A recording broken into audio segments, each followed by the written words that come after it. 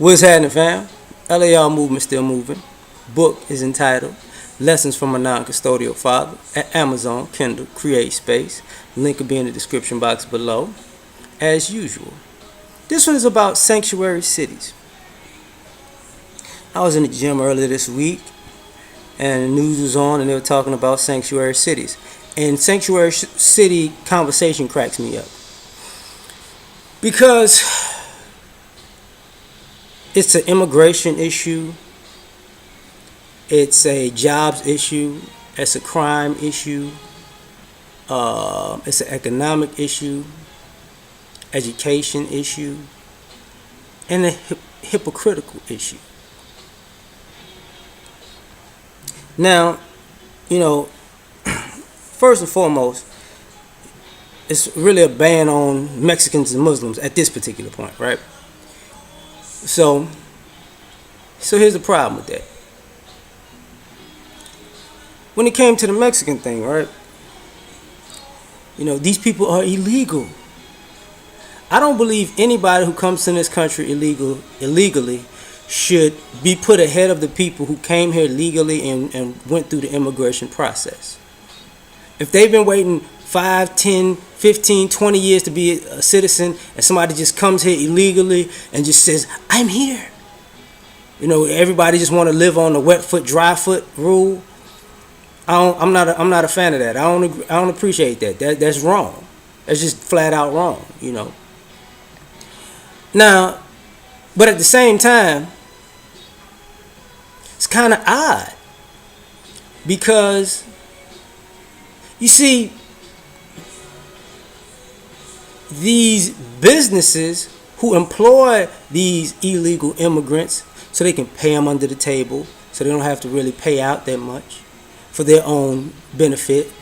These people who used to have these maids and lawn care services that they were paying cheaper than the actual rate, or these electricians and these plumbers and these, their own home improvements when they were going, the Home Depot van type thing, right? I know a guy that knows a guy. Oh, it was all good when you was getting all your services dirt cheap. And now you want these people to go back home. So you were using them for their below minimum wage labor to line your pockets, and now all of a sudden you want to act as though these people shouldn't be here. Well, you their boss. You employed them. They would have went back home if they didn't have work, right? Because they came here to make a better life and to make some money and feed their families. You've been feeding their families all this time, and now all of a sudden, they need to go home. You real funny. Now, even with the education thing, I don't think if you came here legally and they're trying to help you learn the language, and your children have to do that, I understand that. I nothing to say. But if you came here illegally and now you want to be in education programs using up taxpayer dollars to get your kids on the same levels of kids here who are here legally, I got a problem with that. I mean, if you came here legally, you just gonna have to figure it out. That's just real talk. Like, when you do something illegal, you have to deal with the illegal ramifications. You can't ask for legal help for illegal behavior. That just doesn't make sense. I mean, you can ask for counsel. Criminals get a lawyer, but people are not going to change theft for a criminal. He stole a car, but you know what? No. Let's try to. There's no such thing as car theft anymore. It's just joyriding. Everybody is a joyrider. No. You a car thief. You know what I'm saying? That's what it is. You're going to get the sentence of a car thief, not a joyrider. But, so people like, I want to have an education and be smart, and I want to have the opportunities of everybody else in America when I get here. I understand that, but no. You didn't earn that. Somebody else earned that. Somebody who's an actual citizen, that's their right. somebody who's actually working on being a citizen and who did it the right way. That's their right. That ain't your right to come here and just try to bump somebody. No. No. Now, but the other thing is, like I said, a ban on Mexicans and Muslims. But if you notice something, crime. Chicago's a sanctuary city, right? The El Chapo, right? That's Chicago is the Mexican drug cartel's hub city. Chicago's a long way from Mexico, but when people bring about the crime in Chicago, they never bring up Mexicans.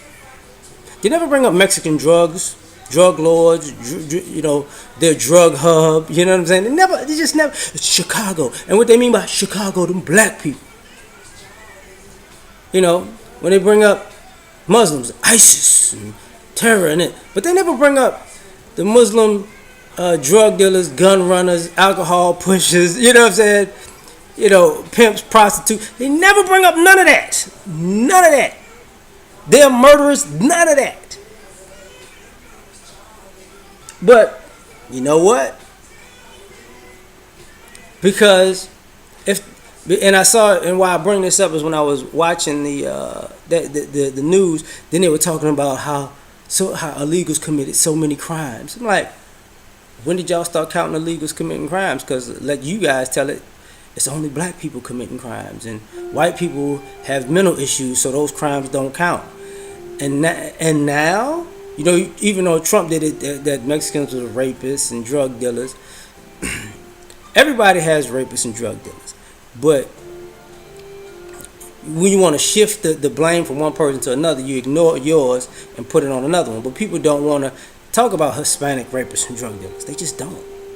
I don't know why, but I mean, everybody knows that people are getting drugs, cocaine, marijuana, heroin, probably meth from Central and South America. But it's a fact. Everybody knows this by now.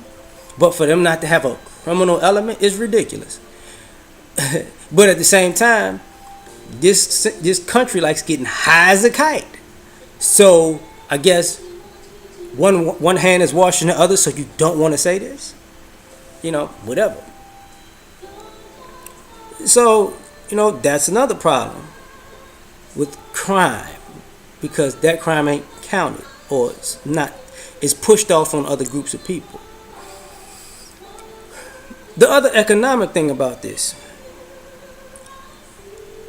you notice a lot of Hispanic people and Middle Easterners can start businesses pretty fast, and people don't question if they're legal or illegal.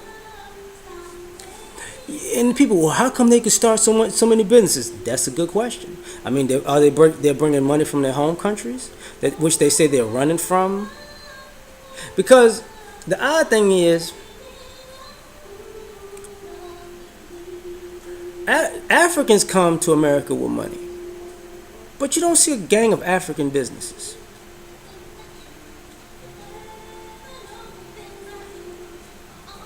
Asians come, but it seems like the Asian businesses are dwindling down. They have their enclaves, but it look like their business is dwindling down as far as, Chinese, Japanese, or whatever. Or maybe they just going high up on the food chain and not being seen. I don't know. But as far as just seeing Asians around with businesses, that's no. Middle Easterners, Arabs, it's a lot of them. Mexicans, Hispanics, a lot of them. So if this is the legal demographic that you're talking about in these sanctuary cities, who giving them the money for these business loans to start these businesses?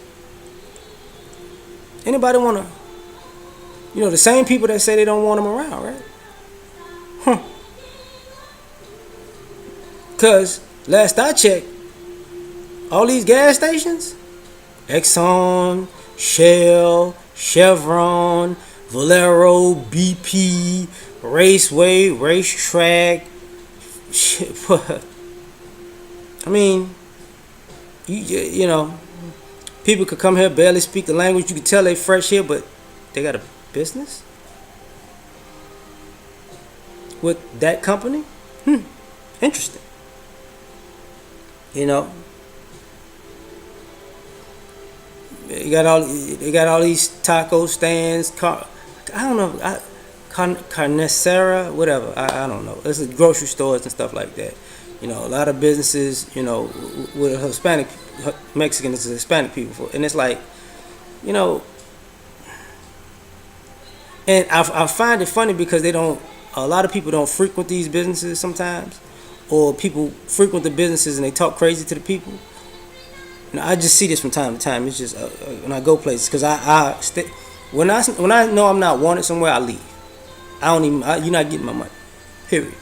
I go somewhere else. You know what I'm saying? And I don't mind driving out of my way to go where I'm wanted. That's my point. But in these sanctuary cities, they have all of this stuff going on. And I think it's hypocritical because guess what? Didn't how can I put this? This is a sanctuary country. That's the hypocrisy of it. I mean, everybody, all the white people who came here, they were not all of them. They were criminals. They were degenerates who were running away from oppression in Europe, and they came here to oppress people here. So now that they're upset that people are coming here to quote unquote get away from oppression or make a better life for themselves, and now they're mad because, you know, we're not gonna be the majority population anymore. They're gonna do to us what we did to them. Okay. I mean, is somebody supposed to feel sorry for you for that? I mean, all when you were benefiting off of illegal immigration, it was cool. Now that it's about to bite you in your ass, now it's not so cool. It's your problem. You should have thought that out before you was being an opportunist. That's just my opinion. Bye.